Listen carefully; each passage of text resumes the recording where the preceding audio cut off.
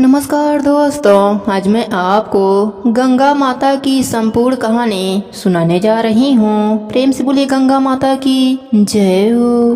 पुराने समय में महर्षि रतन कुमार ने देवर्षि नारद मुनि से पूछा था। तब नारद जी ने जो बात सुनी थी वह बृहत नारदीय पुराण में है। श्री विष्णु भगवान इंद्र और देवताओं को स्वर्ग राज्य से बाहर देखा एवं 33 कोटि देवताओं की उदास होकर गिरि गुहा में रहते हुए देखा। उस समय देव माता अदिति की विनय एवं कठोर तपस्या से खुश होकर वामन अवतार धारण किया। उसी वामन में रूप ब्रह्मा दैत्यराज बलि का अहंकार भंग किया और देवताओं को स्वर्ग राज्य दान करने के लिए पृथ्वी को 3 भागों में बांट दिया। स्वर्गलोक, मत्स्यलोक और पाताल लोक। स्वर्गलोक देवताओं को दान में दिया। उसी समय ब्रह्मलोक में ब्रह्मा जी ने श्री हरि का चरण कमल धोकर अपने कमंडल में भर लिया।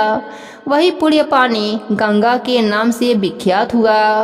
भगवान के चरणों से गंगा माता उत्पन्न हुई थी। जगत जननी गंगा माता हर जीव जगत की गति हैं। मनुष्य जो पाप करते हैं, अगर अंतिम समय में उन्हें गंगा लाभ होता है तो वे हर पाप से मुक्त होकर स्वर्गवासी होते हैं। जो लोग भक्ति से गंगा गंगा शब्द का उच्चारण करते हैं, वे हर पाप से मुक्त होकर विष्णु लोक में पहुँचते हैं।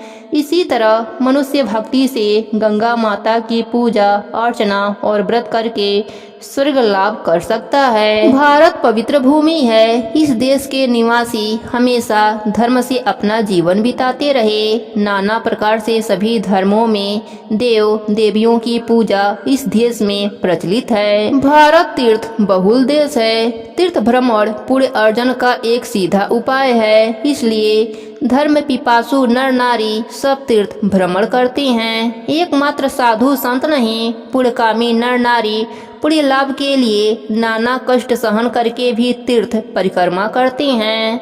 सब तीर्थ में बार बार स्नान करने से जो लाभ होता है वह केवल गंगा सागर संगम के पानी में एक बार स्नान करने से वही लाभ मिलता है। इसलिए तीर्थ पागल लोग महासागर में स्नान दान करके कृतार्थ होता है। धर्म पुराण में दिया गया है, गंगा के पानी में वाराणसी के पानी और स्थल में गंगा सागर के पानी, स्थल और अंतरिक्ष में मृत्यु होने से जीव का मोक्ष लाभ संभव है। इसलिए गंगा सागर तीर्थ श्रेष्ठ है। गंगा सागर हमेशा श्रेष्ठ तीर्थ ही रहेगा। स्वर्ग, मत्स्य, पाताल इन तीनों को लेकर त्रिभुवन, स्वर्ग में देवता, मत्स्य में मानव और पाताल में नाग एवं अनुसरण रहती है। भारतवर्ष देवभूमि है। देवताओं का लीला क्षेत्र सारा देश में विस्तृत है। देवताओं की कीर्ति की कहानी का विवरण है। जीव कुल में मनुष्य ज्ञान बुद्धि विवेक का अधिकारी है। मनुष्य मुक्ति के लिए नाना देव देवियों का चिंतन में मग्न रहता है।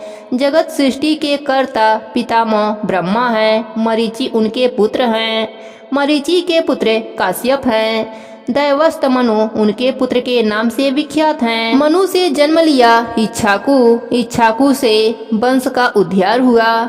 इन राजाओं का राजधानी अयोध्या था। इस वंश का 13-10 पुरुष अति धर्मपरायण राजा भरत था। उन्हीं के नाम से उनका राज्य का नाम भारत अथवा भारतवर्ष हुआ था। भरत का पुत्र असित धर्मोशील भीरु स्वभाव का था। शत्रुगणों के द्वारा पराजित होकर राजा असित ने 2 पत्नियों के साथ राज्य छोड़कर हिमाचल प्रदेश में भाग गया था। वहीं स्थान पर राजा असित का मृत्यु हो गया। 2 पत्नियां गर्भवती थीं। सब पत्नी हिंसा से एक विधवा रानी और एक विधवा रानी को गरत्न पिलाई। अपनी गर्भजात संतान पिता के राज्य का अधिकारी हो सकता है, यह भावना उनके मन में थी। किंतु ऋषि च्यवन का आशीर्वाद से विधवा महर्षि कालिंदी ने गरत्न के साथ ही यदासपन संतान प्रसव किया। गर के साथ जन्म इसलिए राजा अतीश का पुत्र के नाम से सगर हुआ। राजपुत्र का खोज पाकर राज्य का मंत्री परिषद वर्ग ने राजपुत्र सगर को सम्मान के साथ राजा के रूप में प्रतिष्ठित किया। राजा सगर की 2 पत्नियां थीं, वैदर्भी एवं सौभ्या। संतानहीन राजा सगर 2 पत्नियों के साथ वन में जाकर पुत्र के लिए कठोर तपस्या किया। तपस्या से महेश्वर संतुष्ट हुए। आराध्य देवता मंगलमय शिव वरदान के लिए इच्छा प्रसाद किया। तब बड़ी रानी 60,000 पुत्र का माता होने के लिए वर मांगा। छोटी रानी गुणवान एकमात्र पुत्र मांगा। यथा समय छोटी रानी पुत्र असमय के जन्म दिया। बड़ी रानी वैधर्वी अलाउ को त्वा एवं मांस पिंड प्रसव किया। दैवाड़ी सुनकर मांस पिंड की घृत कुंभ में प्यार से रखने के बाद वही मांस पिंड से 60,000 सगर संतान जन्म लिए। बड़ा होकर असंख्य स्वेच्छाधारी हो गया। प्रजागणों के साथ उत्पीड़न अत्याचार करने लगा। बार बार प्रजाजनों की बात सुनकर उन्हें सावधान करने से भी असंख्य आचरण परिवर्तन न हुआ। तब राजा सगर ने कई उपाय किए पर कोई भी उपाय काम न किया। तब राजा ने उनको राज्य से बाहर निकाल दिया।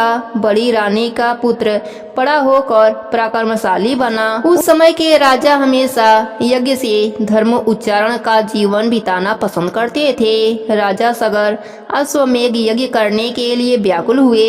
यह यज्ञ का नियम है। संकल्प करने के बाद एक सुलक्षण युक्त अश्व की मंत्र पूजा के बाद इच्छा भ्रमण के लिए छोड़ देना पड़ता है। अपने ख्याल से वही अश्व सारी देश घूमता रहेगा। 1 साल बाद जब वह अवश्य लौट कर आता है तब यज्ञ आरंभ होता है। वही अश्व को यज्ञ में बलि देना पड़ता है। उसके खून और मांस आहुति पूर्ण से यज्ञ की अग्नि में उत्संग किया जाता है। अश्व का रक्षा के लिए राजा अपने 60,000 पराक्रमी पुत्रों को उनके रक्षा में पीछे भेजा। राजपुत्र अश्व के पीछे पीछे घूमने लगे। उधर स्वर्गराज इंद्र सगर राज का अश्वमेघ यज्ञ का वर्णन जानकर मन ही मन डरने लगे। यज्ञ संकल्प होने का यज्ञकारी का प्रार्थिक वस्तु पानी सहज हो जाता है। इंद्र ने सोचा अगर राजा उनका राज्य प्रार्थना किया तब तो उन्हें भी स्वर्गराज च्युत होना पड़ेगा। इस शंका से घूमता हुआ यज्ञ के अश्व को उन्होंने सबके अनजाने में छिपा दिया। राज्य खो देने के डर से स्वर्गराज बन गया अश्व चोर। पाताल प्रदेश समुद्र तट में महर्षि कपिल उनके आश्रम में ध्यान मग्न था। देवराज इंद्र अश्व को ऋषि आश्रम के नजदीक बांधकर चला गया। पाताल निम्न भूमि पुराने समय उपाख्याने में स्वर्ग राट भूमि उच्चर भूमि है और निम्न भूमि पाताल नाम से कथित है। राजपुत्र गणों ने अश्व को इधर उधर खोजा, अभी अश्व न मिला। आखिर में जंगल से भरे हुए निम्न भूमि में ढूंढने लगा। अंत में पूरब दक्षिण दिशा के दक्षिण समुद्र कूल आया तो वही कुटीर देखकर आगे चलने लगा। सदर्भ से कुटीर के नजदीक पहुंचते ही अश्व उन्होंने देखा। कुटीर में ऋषि ध्यान मग्न था। राजपुत्र गणों ने चिल्ला चिल्ला कर ऋषि के सामने आ गए। नाना प्रश्न ऋषि से पूछने लगा मगर उत्तर न मिलने से सबको गुस्सा आ गया। सबको मन में दृढ़ धारण हुआ कि यह ऋषि ही अश्व चोर है। नाना प्रश्न एवं हाथों का अस्त्र दिखाकर भी उत्तर न मिलने से राजपुत्र गणों ने हाथों का अस्त्र से ऋषि के शरीर में आघात किया। ऋषि का ध्यान भंग हुआ। काद की अग्नि निकाल रहा था उनकी आंखों से। देखते ही देखते काद की अग्नि से सगर राज का 60,000 अहंकारपूर्ण प्रकर्मी पुत्र जलकर राख हो गए। ऋषि कपिल फिर से ध्यान मग्न हो गए। बहुत दिन बीत गया। राजपुत्र गणों के साथ अश्व लौटकर नहीं आया। राजा सगर असमय के पुत्र अंशुमान को अश्व एवं खुलागणों की ढूंढने के लिए नियोग किया। अंशुमान पितृगणों का गमन पथ अनुसरण करके ऋषि कपिल का आश्रम में पहुंच गया। अश्व वहीं पर था और आश्रम में ऋषि ध्यान मग्न था। भक्ति से ऋषि को प्रणाम करने के बाद उन्होंने अपेक्षा करने लगा कि कब ऋषि का ध्यान भंग होगा। एक समय ऋषि का ध्यान भंग हुआ। सामने हाथ जोड़ विनम्र से अंशुमान को बैठा हुआ देखा। फिर से अंशुमान ने विनम्र प्रणाम किया। तुष्ट होकर ऋषि उनका परिचय पूछा। पितामह का अश्वमेध यज्ञ एवं पितृगणों का कथा बताकर अंशुमान ने उनका खबर पूछा तो ऋषि कपिल ने उनकी क्रोध अग्नि से जलकर राख होने की बात बताई। ऋषि कपिल ने यज्ञ अश्व ले जाने के लिए कहा, साथ ही यज्ञ संपूर्ण करने के लिए भी कहा। फिर से ऋषि ध्यान मग्न हो गया। अंशुमान भक्ति से ऋषि कपिल को प्रणाम करके पितृ कर्तव्यों के लिए तर्पण का पानी ढूंढते पक्षीराज सुपर्ण को देखा। अंशुमान से सब कुछ सुनकर सुपर्ण ने कहा, लौकिक सलील अथवा पानी से उनकी मुक्ति नहीं मिलेगी। स्वर्ग मंदाकिनी गंगा धारा का स्पर्श से पितृ कर्तव्यों की मुक्ति होगी। सुमान अश्व लेकर राजधानी लौटे। पितामह राजा सगर को सब कुछ बताया। यज्ञ संपूर्ण हुआ। राजा सगर के पुत्रगणों को आत्मा का कल्याण में बहुकाल तक तपस्या करके भी गंगा धारा को मत्स्य में लाने के लिए सफल न हुआ। अंशुमान ने राजा होकर कठोर तपस्या आरंभ किया। स्वर्ग श्रोता को मत्स्य की मिट्टी में लाने के लिए वह भी सफल न हुआ। अंशुमान का पुत्र दिलीप था। उन्होंने भी पूर्व पुरुष का ध्वंस कहानी सुना। कुछ दिनों के बाद राजा होकर उन्होंने भी तपस्या करना आरंभ किया। उन्हें भी विफल होना पड़ा। राजा दिलीप का कई संतान थे। उनके मृत्यु के बाद 2 विधवा रानियां वंश रक्षा के लिए व्याकुल हो गईं।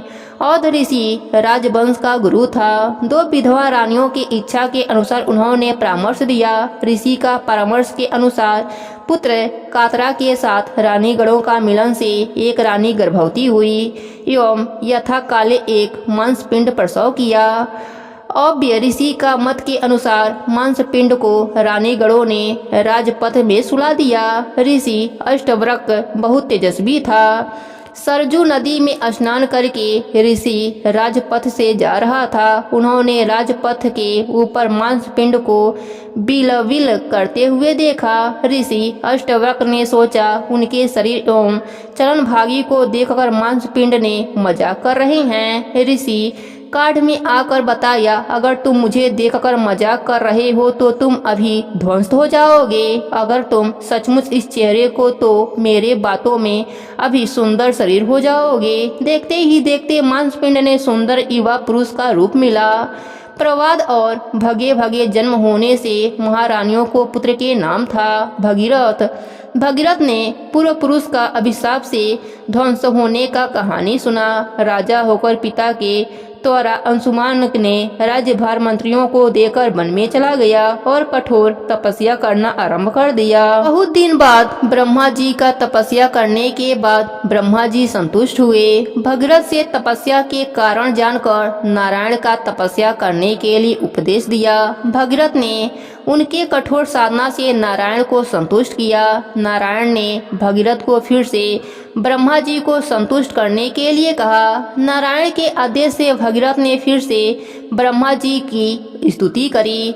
संतुष्ट होकर ब्रह्मा जी ने सामने विराजमान हो गए। तपस्वी भगीरथ ने जगतपति नारायण का आदेश ब्रह्मा जी को बताया। अचानक वही स्थान पर शंख चक्र गदा पदधारी नारायण का आविर्भाव हुआ। ब्रह्मा नारायण का आराध्य के लिए उनके हाथों का कमंडल से पानी नारायण के चरण कमल में गिर गए। नारायण का चरण कमल धौस पानी धारा रूप आगे निकल गई। हंसकर नारायण ने कहा, भगीरथ तुम सिद्ध मानव हो। यह तुम्हारा अंकाकित प्राथिक गंगा धारा है। अपने हाथों का शंख भगीरथ को देकर कहा, शंख के ध्वनि से छाती में जागेगा साड़ा। आगे आगे भगीरथ तुम शंख बजाकर चले और स्तुतिवनी तुम्हारे पीछे पीछे जाएंगी। शंख ध्वनि से पहाड़ों पंथों में गंगा धारा चलने लगी। अचानक गंगा धारा की न देखकर भगीरथ ने परेशान हो गया। गंगा स्तवन से तुष्टा गंगा ने पर्वत कंदरा से कहा, भगीरथ मैं गिरी कंद के भीतर आबद्ध हूँ। तुम देवराज इंद्र को संतुष्ट कर एवं मुझे बाहर जाने का पथ सृष्ट कर। भगीरथ ने देवेंद्र को संतुष्ट किया। संतुष्ट होकर देवेंद्र ने उनका वाहन ऐरावत को आदेश दिया गिरिकंद को विदर्भ करने के लिए। गंगा संग लाभ की इच्छा से ऐरावत उनकी दांतों से गिरिकंद विदर्भ करने के बाद पथ रोड़े खड़ा हो गया। स्त्रोणी देवी गंगा ऐरावत का अहंकार चूर किया। स्त्रोत वेग से ऐरावत को वहाकर ले गई। प्रवाहिनी गंगा भगीरथ का शंख ध्वनि से आगे आगे चलने लगी। गंगा ने पहाड़ से मत्स्य में आने की असुविधा के बात से कहा, इतना ऊंचा पर्वत के नीचे छलांग लगाने का वेग कौन रखेगा। भगीरथ पृथ्वी के मिट्टी तो मेरी बेग संभाल ही न पाएगी। राजा भगीरथ ब्रह्मा का शरण लिया। उन्होंने देवाधिदेव आशुतोष को संतुष्ट करने का उपदेश दिया। ब्रह्मा जी ने कहा, शिव के बिना यह वेग कोई भी संभव न कर सकेगा। राजा भगीरथ ने महेश्वर का स्तवन करके मग्न कर दिया। शिव संतुष्ट होकर भगीरथ का प्रार्थना मान लिए। शिव अपने सिर देकर खड़ा हो गए। दीर्घ जटा मंडित मस्तक व्यर्थ चर्म पहना हुआ शिव के यह रूप देखकर गंगा रूपा देवी गंगा के मन में अहंकार जागी। उन्होंने सोचा, स्रोत बेगी में शिव को बहाकर ले जाऊंगी। अंतर्यामी देवता देवी के मन की कथा समझ गए। मन ही मन त्रिलोचन ने हंसा।